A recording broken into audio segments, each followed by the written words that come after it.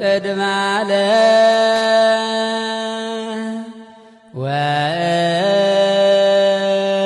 ወእስከ ለዓለም።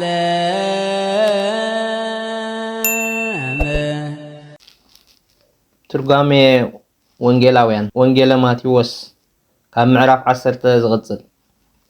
ሐዋርያት መከራ ቅበልኩም ዘለዎም እነሆ ኣነ ከመ ባጊዕ ናብ ማእከል ተኻሉ ሰደኩም ኣለኹ። ተኽላ ኣለ ኢልካ ኣባጊዕ ዓቤት ከምዘይውዕላ ኣነ ድማ ናብ ነገስታት ኣሕዛብ ክልእኸኩም ኣለኹ። ደጊም ብልህታት ከም ተመን ገርታት ከዓ ከም ርግቢት ኩኑ። ተመን ርእሱ እናኸወለ ገለ ፀግዒ እናሓዘ ብገርሑ ካብ ጸላኢ ድሕን። ንስኻትኩም ድማ ብብልህታት ብጸሎትን ከም ዝገጥመኩም መከራ ከም እትድሕኑ ኩኑ። ርግቢ ገርሂ እያ፣ ብግርህነታ ካብ ብዙሕ ሓደጋ ተሓልያ ትነብር። ንስኻትኩም ድማ ብለውሃት ካብ መከራ ክትድሕኑ ትኽእሉ ኢኹም። ተመን ንዕፀ ዘዌ ፈርያ ይፈትዋ፣ ጽላሎት ስለ ዝደክም ተጠንቂቑ ብሸነኽ ምብራቅ ኮይኑ ፍርያ ይለቅም። ርግቢ ድማ ብሸነኽ ምዕራብ ኮይና ትለቅም። በዚ ከምዚ ዝጥቀሙ ንስኻትኩም ድማ ብብልህታትን ብለውሃትን ካብ ኩሉ ፈተና ክድሕኑ ኢኹም። ኣብ መጋብያታት ክወስድኹም ኣብያተ ጸሎትኩም ክገርፍኹም እዮም እሞ ከም ክፍኣት ሰባት ተጠንቀቑ።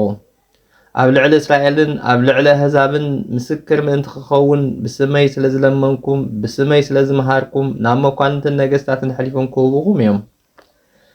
እስራኤል ስለምንታይ ዘይኣመንኩም ተባሂሎም ክሕተቱ ከለዉ እንታይ ርኢና እሞ ክንኣምን እንተበሉ ክርስቶስ ኣብ ሓፂር ቁመት ኣብ ጸቢብ ደረት ተወሲኑ ብኣካለ ተጋሂዱ እንተመሃረኩም ብጽልኢ ተላዒልኩም ዶ ሰቂልኩም ኣይቀተልኩሞን ተባሂሉ ምስክር ምእንቲ ክኾኖም ከምኡውን ሐዋርያት ብስሙ ክትኣምኑ እንተመሃርኩም ኣይንኣምን ኢልኩም ዶ ናብ መሳፍንትን ናብ ነገስታትን ሓሊፍኩም ትህብዎም ኣይነበርኩምን ተባሂሉ ምስክር ምእንቲ ክኾኖም ኣሕዛብ ድማ ስለምንታይ ብክርስቶስ ዘይኣመንኩም ተባሂሎም ክሕተቱ ከለዉ እንታይ ርኢና እሞ ክንኣምን እንተበሉ ሐዋርያት ወረደ ተወልደ እናበሉ እንተመሃርኩም ኣይንኣምንን ኢልኩም ዶ ሰቂልኩም ተቐትልዎም ኣይነበርኩምን ተባሂሎም ኣብ ልዕሊ እስራኤልን ኣብ ልዕሊ ኣሕዛብን ምስክር ምእንቲ ክኸውን ናብ መሳፍንትን ናብ ነገስታትን ሓሊፎም ክህቡኹም እዮም። ኣሕሊፎም ክህቡኹም ከለዉ እትዛረብዎ ነገር በታ ሰዓት እቲኣ ክዋሃበኩም እሞ እንታይ ከም እትብሉ ወይ እንታይ ከም እትዛረቡ ኣይትጨነቑ። ምክንያቱ መንፈስ ሰማያዊ ኣቦኹም እዩ ብኣኻትኩም ዝዛረብ እምበር ንስኻትኩም ኣይኮንኩምን ሓሲብኩም እትዛረቡ። ሓዊ ንሓዊ ኣቦውን ንውሉድ ንሞት ሕሊፉ ክህቦ እዩ። ውሉድ እውን ኣብ ልዕሊ ውላዶም ብጽልኢ ክለዓሉ ቆትልዎምን እዮም። ብስመይ ስለ ዝለመንኩም ብስመይ ስለ ዘመሃርኩም ከዓ ብኩሉ ሰብ ዝተጸላእኩም ክትኮኑ ኢኹም። ፈጺሙ ዝተዓገሰ ግና ንሱ ክድሕን እዩ። እቲ ክሳዕ መወዳእታ ዝዕገስ ካብ ፍደ ክድሕን እዩ። ካብዚ ዓዲ እዚኣ እንተሰገጉኹም ናብ ካልእ ህደሙ። ወልዲ እገለ ማህያዊ ክርስቶስ ክሳዕ ዝመጽእ ንኸተማታት እስራኤል በፂሕኩም ከም ዘይትውድእዎን ብሓቂ እብለኩም ኣለኹ። ካብ ዓዲ ናብ ዓዲ ክንብልዶ ብላሽ ወዲቕና ክንተርፍ እንተበልኩም ክርስቶስ ብርደት መንፈስ ቅዱስ ናባኻትኩም ክሳዕ ዝመጽእ ንምድሪ እስራኤል ዘስጋ በፂሕኩም ከም ዘይትውድእዋ ብሓቂ እብለኩም ኣለኹ። ከምኡውን ክርስቶስ ብዕለተ ምጽኣት ክሳዕ ዝመጽእ ንምድሪ እስራኤል ዝነፍስ በፂሕኩም ከም ዘይትውድእዋ ብሓቂ እብለኩም ኣለኹ። ካብ መምህሩ ዝዓቢ ተማሃራይ ካብ ጎይትኡ ዝበልጽ ኣገልጋሊ የልቦን። ዳዊት ካብ ሳኦል ጳውሎስ ካብ ሃናንያ በሊጾም ዶ ኣየለውን እንተበልና ኣብ ትሕቲኦም ከለዉ ኣይኮነን። መጠኑ ተማሃራይ ከም መምህሩ ኣገልጋሊ ከም ጎይትኡ እንተኾነ ይኣክል እዩ። ናይ ንፈጣሪ ዓለም ብኤልዘቤል ካብ ቦሉኒ ንቤተሰቡ ግዳ ክንደይ ኣዝዩ ብዙሕ ዘይብልዎም ማለት ንስኻትኩም ግዳ ክንደይ ዘይበልኩም ንመን ምፍራህ ከም ዝግባእ እምበኣ ዘይግለጽ ክዱን ዘይፍለጥ ድማ ስውር የልቦን ማለት ናታትኩም ሓቅነት ናታቶም ሓሶትን ከይተገለጸ ኣይተርፍን እዩ እሞ ኣይትፍርህዎም። ቀዳማይ ብጸልማት ዝነገርኩም ብብርሃን ተዛርብዎ ኣብ እዝንኩም ሕሹኽ ኢለ ዝነገርኩም ከዓ ኣብ ልዕልን ሓሲ ኮንኩም ስበኽዎ። ብጸልማትን ብሕሹኽታን መሲሉ ተዛረበ። ካልኣይ ክብሪ ወልድነት ከይረኸብኩም ዝተማሃርኩሞ ብኽብሪ ተዛርቦ ልዕልና ነፍሲ ከይረኸብኩም ዝተማሃርኩሞ ልዕልና ነፍሲ ብምርካብ ስበኽዎ። ነቶም ንስጋኹም ዝቐትሉ ንነፍስኹም ግና ቀትልዋ ዘይከኣሎም ኣይትፍርህዎም። ምፍራሲ ነቲ ምስ ቀተለ ንስጋን ንነፍስን ናብ ገሃነብ ከእቱ ዝከኣሎ ደኣ ይፍርህዎ። ከምዚ እንተኾይኑ እሞ ወዲቕና ክንተርፍ ኢና እንተበልኩም ክልተ ኣዕዋፍ ዶ ብክልተ ሳንቲም ይሽየጣ ኣይኮናን? ኣሶርዮን ናይ ዕዳጋ ናይ ሚዛን ስም እዩ።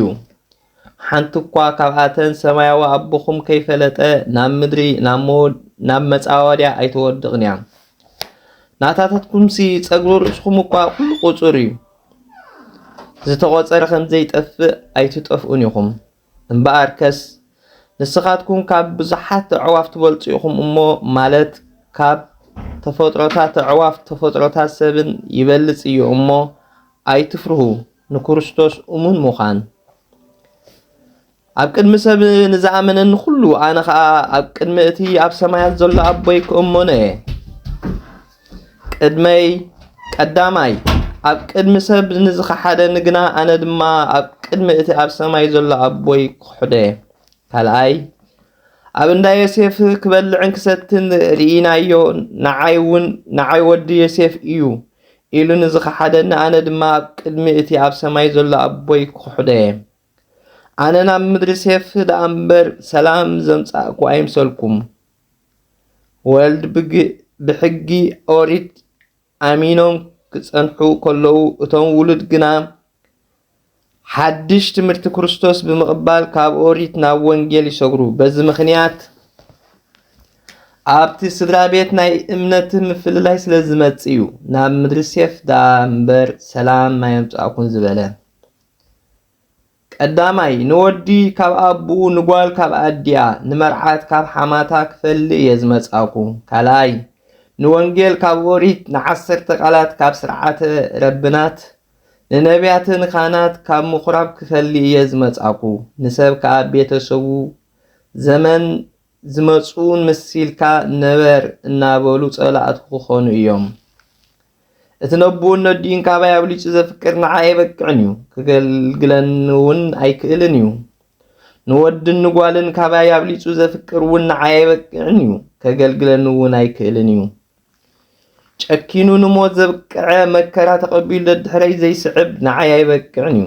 ሰብ ብተፈጥሮ ንዝረኸቦ ነብሱ ንመከራ ይውፍያ። ምእንታይን ንመከራ ዝወፈየ ነብሱን ከዓ ብክብሪ ክረኽባ እዩ። ንኣኻትኩም ዝቕበል ንዓይ ይቕበል ኣነ ክሓድሮ እየ። እቲ ንዓይ ዝቕበል ድማ ነቲ ዝለኣኸኒ ይቕበሎ ማለት ኣብቲ ኣነ ዝሓደርክዎ እቲ ዝለኣኸኒ ኣብኡ ይሓድር።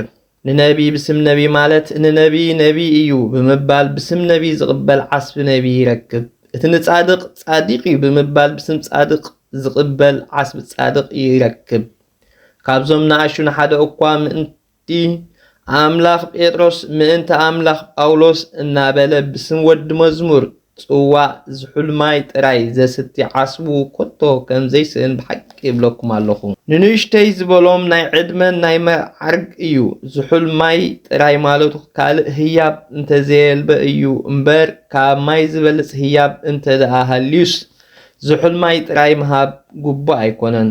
ከምኡውን ንወርቅን ንብሩርን ዝሑልማይ ጥራይ ብምባል ጠቒሱ ከመይ ዋጋ መንግስተ ሰማያት ኣይበቅዕን እዩ። ምዕራፍ 11 ካብ ዮሃንስ መጥመቕ ናብ ኢየሱስ ዝተላኣኹ። ጎይታ ኢየሱስ ነቶም 12 ደቂ መዛሙርቱ ኣዚዙ ምስ ፈጸመ ኣብ ከተማታቶም ክምህሩን ክሰብኩን ካብኡ ሓለፈ። እነሆ ዮሃንስ ኣብ ቤት ማእሰርቲ ከሎ ጎይታ ኢየሱስ ዝገበሮ ተኣምራት ዝመሃሮ ትምህርትን ምስ ሰምዑ ካብ ደቂ መዛሙርቱ ክልተ ናብኡ ለኣኹ። እቲ ዝመጽእ ንስኻ ዲኻ ወይ ድማ እንጽበየካ ኣሎ በለው። ዮሃንስ መጥመቕ ከምዚ ዝበለ ተጣራጢሩ ኣይኮነን። ደቂ መዛሙርቱ ስለ ዝተጣራጠሩ ርእዮም ምእንቲ ክርድእዎ ኢሉ እዩ ዝለኣኾም። ጎይታ ኢየሱስ ከዓ መሊሱ በሎም ከይድኩም እዚ ዝረኣኹሞ ዝሰማዕኹሞን ንዮሃንስ ንገርዎ። ሽዑ ኣብ ቅድሚኦም ሕሙማት ኣሕወየ እሞ ዝረኣኹሞ ዝሰማዕኹሞን ንዮሃንስ ንገርዎ። ንዮሃንስ ልብኹም ንገርዎ በለ። ኣምላኽነቱ በቲ ዝገበሮ ተኣምርቲ ደኣ እምበር ብቃል ክግልፀሎም ኣይደለየን። ዕውራን ስጋ ብተኣምርቲ ዕውራን ነፍሲ ብትእምርቲ ይርእዩ ኣለዉ። ሓንካሳን ስጋ ብተኣምርቲ ሓንካሳን ነፍሲ ብትምህርቲ ይድሕኑ ኣለዉ። ለምጻማት ይነጽሁ ኣለዉ። ጸማማት ይሰምዑ፣ ሙታን ይትንሱ፣ ድኻታት ወንጌል የበስሩ ኣለዉ። ብኣይ ዝዕንቀፍ ዘይጠራጠር ከዓ ብፁዕ እዩ። ጎይታ ኢየሱስ ንዮሃንስ መጥመቕ ከም ዝነኣዶ ደቂ መዛሙርቲ ዮሃንስ ምስ ከዱ ጎይታ ኢየሱስ ነቶም ህዝቢ ብዛዕባ ዮሃንስ መጥምቕ ከምዚ ክብሎም ጀመረ። እንታይ ክትርእዩ ናብ ምድረ በዳ ወጻኹም? ብንፋስ ሰሰው ዝብል ሻምብቆ ዶ? እንታይ ክትርእዩ ደኣ ወጻኹም? ብቕጭን ክዳውንትን ዝጌጸ ሰብ ዶ? ቅጭን ክዳውንትን ዝኽደኑስ እንሆ ኣብ ኣብያተ ነገሥታት ኣለዉ። ንምንታይ ደኣ ወጻኹም? ነቢይ ክትርእዩ ዶ? እወ እንተበልኩም ንሱ ካብ ነቢይ እኳ ዝበልጽ እዩ እብለኩም ኣለኹ። ምክንያቱ እቲ ብዛዕባኡ እንሆ ኣነ ኣብ ቅድሜኻ መንገድኻ ዝጸርግ ልኡኸይ ቅድሜኻ እልእኽ ኣለኹ ተባሂሉ ዝተጻሕፈሉ ንሱ እዚ ዮሃንስ መጥምቕ እዩ። ካብ ኣንስቲ ካብ ዝተወለደ ካብ ዮሃንስ መጥምቕ ዝዓቢ ሓደ እኳ የልቦን። ከም ዘይትንስእ ብሓቂ እብለኩም ኣለኹ። ኣብ መንግስተ ሰማያት ግን እቲ ዝንእስ ይዓቢ ማለት መንግስተ ሰማያት ንሰብ ብምውራስ ብምዕዳል ግን ብልደት ስጋ መንፈቅ ዝነኣሰ ክርስቶስ ካብኡ ይዓቢ። ቀዳማይ ካብ ዘመነ ዮሃንስ መጥምቅ ክሳዕ ሎሚ ማለት ዮሃንስ ካብ ዝመሃረሉ ዘመን ጀምቢሩ መንግስተ ሰማያት ወንጌል ዝቕበል ሲኢና ትግፋዕ ኣላ። ገፋዕታ ሐዋርያት ይቃላደሙላ ኣለዉ። ንሰብ ብግብሪ ቀረጽ ዝገፍዑ ዝነበሩ እኒ ማቴዎስ እኒ ዘኬዎስ ይቃላደሙላ ኣለዉ። ካልኣይ ዮሃንስ መጥምቕ መንግስተ ሰማያት ቀሪባ ኣላ እሞ ተነስሑ እናበለ ከም ዝመሃረ ክሳዕ ሎሚ መንግስተ ሰማያት ዝቕበላ ሲኢና ትግፋዕ ኣላ። ብንስሓ ዝገፍዕዋ ምእመን ንምእመን ብንስሓ ዝገፍዕ ማለት ዝቐጽዑ ቀሳውስቲ ይቕበልዋ ኣለዉ። ከመይ ኩሎም ሕጊ ነቢያትን ክሳዕ ዮሃንስ ተነቢዮም እዮም። ክትቅበልዎ እንተዳደሊኹምሲ እቲ ክመጽእ ዘለዎ ኤልያስ ንሱ እዩ። እዚ ዮሃንስ መጥምቕ እዩ። መንገድኻ ዝጸርግ ልኡኸይ ቅድሜኻ እልእኽ ኣለኹ ተባሂሉ ዝተነገረሉ ደኣ ኤልያስ ዶ ኣይኮነን? ከም ዝበልዎ ፈሊጡ ክትቅበልዎ እንተዳደሊኹምሲ እቲ ክመጽእ ዘለዎ ኤልያስ ንሱ ዮሃንስ መጥምቕ ይበለ። ዮሃንስ ንኤልያስ ብምንታይ ይመስሎ እንተበልና፣ ሓደ ኤልያስ ምግሳጽ ኣክዓብን ወኤልዛቤል ከም ዝኾነ ኣብ ቀዳማይ ነገሥት 8:18 ዮሃንስ ድማ መግሰጽ ሄሮዶስን ወሄሮዳዳ እዩ። ማቴዎስ 14:4 ኤልያስ ንጹህ ድንግል ጸዋሚ ተሓራሚ ከም ዝኾነ ዮሃንስ ድማ ንጹህ ድንግል ጸዋሚ ተሓራሚ እዩ። ከምኡውን ኤልያስ ንዳግማይ ምጽኣት ክርስቶስ ክሰብኽ ክመጽእ እዩ። ዮሃንስ ድማ ንቐዳማይ ምምጻእ ክርስቶስ ጸራጊ መንገዲ ኮይኑ ዝሰበኸ እዩ። እዝኒ ዘለዎ ይስማዕ። ኤልያስ ተባሂሉ ዘሎ ዮሃንስ መጥምቕ ከም ዝኾነ እዝኒ ልቦና ዘለዎ የስተውዕል። ነዚ ወለዶ ዝሞ ብምንታይ ክምስሎ እየ? ኣብ ዕዳጋ ተቐሚጦም ንዕርኽቶም ዝጽውዑ ቆልዑ እዩ ዝመስል። ከምዚ ከዓ ዝብልዎ እምብልታ ንፋሕናልኩም ኣይሳዕሳዕኩምን ኣልቀስናልኩም ኣይበኸኹምን። ከመይ ዘይበልዕን ዘይሰትን ዮሃንስ እንተመጸ ዘይበልዕ ዘይሰቲ ጋኒን ኣለዎ ይብሉ። ወልዲ እገለ ማህያዊ ክርስቶስ ዝበልዕ ዝሰቲ ኮይኑ እንተመጸ ከዓ እንሆ በላዕን ሰታይን ወይንን ዓርኪ ተቐበልቲ ቀረፅን ሓጣንን ይብሉ። ንትምህርቲ ዮሃንስ ብምኽንያት ዝመስሎ ተኣምርቲ ስለ ዘይተገበረሉ እዩ። ንትምህርቲ ክርስቶስ ብዘሐጉስ ቃና ዝመስሎ ከዓ ተኣምርቲ ስለ ዝተገበረሉ እዩ። ዮሐንስ ከይበልዐ ከይሰተየ ዝመሃሮም ብትእምርቱ ምእንቲ ክሰሕቡ ኢሉ እዩ። ክርስቶስ እናበልዐ እናሰተየ ዝመሃሮም ድማ ብብልዕን መስተን ዘፍቅራ ስለ ዝኾነ ብፍቅሪ ምእንቲ ክስሕቦም ኢሉ እዩ። ቀዳማይ ጥበብ ወልድ ክርስቶስ ብደቃን ብግብርን ከበረት። ካልኣይ ጥበብ ወልድ ንደቂ ሃዋርያት ብተኣምርቲ ረትዐት እእመነት ብዘይ ምእማን ዝተወቀሳ ከተማታት ሉቃስ 13:15 ድሕሪ እዚ ጎይታ ኢየሱስ ነተን ብዙሕ ተኣምርቲ ዝግበረለን ከተማታት ስለ ዘይተነስሓ ክነቕፈን ጀመረ። ወይለኺ ኩርዚ ወይለኺ ቤሳይ እናበለ ክነቕፈን ጀመረ። እዛ ኣባኻትክን ዝተገበረ ተኣምርቲ ኣብ ጤሮስን ኣብ ሰደን ተገይሩ እንተዝኸውንሲ ቀደም ወጮን ሓሙኽሽትን ተኸዲነን ምተነስሓ ነይረን። እንተኾነ ብመዓልቲ ፍርዲ ካብ ንኣኻትክን ንጤሮስን ሰደንን ከም ዝቐልል እብለክን ኣለኹ። ንስኺ ከዓ ትቅፍርንኦም ክሳዕ ሰማይ እኳ እንተተላዓልኪ ክሳዕ ሲኦል ክትወርዲ ኢኺ። ከመይ እቲ ኣባኺ ዝተገበረ ተኣምርቲ ኣብ ሶዶም ተገይሩ እንተዝኸውንሲ ክሳዕ ሎም ምነበረት ነይራ። መግለጺ ሎጥ እቲ ጻድቕ ኣብ ሶዶም ዶ ይነብር ኣይነበረን?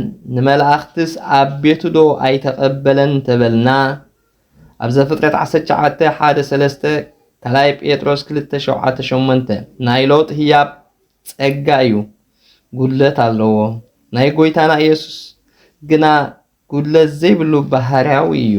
ብመዓልቲ ፍርዲ ግና ካብ ንዓኺ ንምድሪ ሰዶም ከም ዝቐልል እብለካ ኣለኹ። በቲ እዋን እቲ ጎይታ ኢየሱስ ከምዚ ኢሉ መለሰ፣ ኦ ኣቦይ ጎይታ ሰማይን ምድርን ነዚ ናተይ ኣምላኽነት ብብልሃትን መስተውዓልትን ካብ ዝበሃሉ ፈረንሳውያን ሰዊርካ ንህፃናት ኣእምሮ ሃዋርያት ስለ ዝገለጽካዮ ኣመስግነካ ኣለኹ። ደቂ መዛሙርቲ ጎይታ ኣጋንንት እውን ከይተረፈ ብስምካ ይጉዝኡና ኣለው እናበሉ ብሓጎስ ናብኡ ተመለሱ።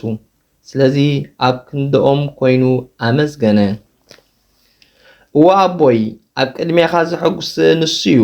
ካብ ዝፍለጡ ሰዊርካ ምስጢር ንዘይፈልጡ ምግላጽካ ኩሉ ሳዕ ፍቓድካ እዩ። መግለጺ ምስጢር ድሕነት ካብ ሰብ ተካት ሰዊርካ ንኖህ ካብ ሶዶም ሰዊርካ ንሎጥ ከም ዝገለጽካሉ እዩ። ንምልክት ካብ ኣቦ ኩሉ ተዋሂብና ኣሎ። ቀዳማይ ብዘይካ ኣቦ ንወልድ ዝፈልጦ ሓደ እኳ የልቦን። ማለት ንኣቦ ወልድ ከይበለ ንወልድ ተወላዲ ኢሉ ዝፈልጦ የልቦን። ንኣብ ድማ ብዘይካ ወልድ ዝፈልጦ ሓደ እኳ የልቦን። ማለት ንወልድ ተወላዲ ከይበለ ንኣብ ወላዲ ኢሉ ዝፈልጦ የልቦን።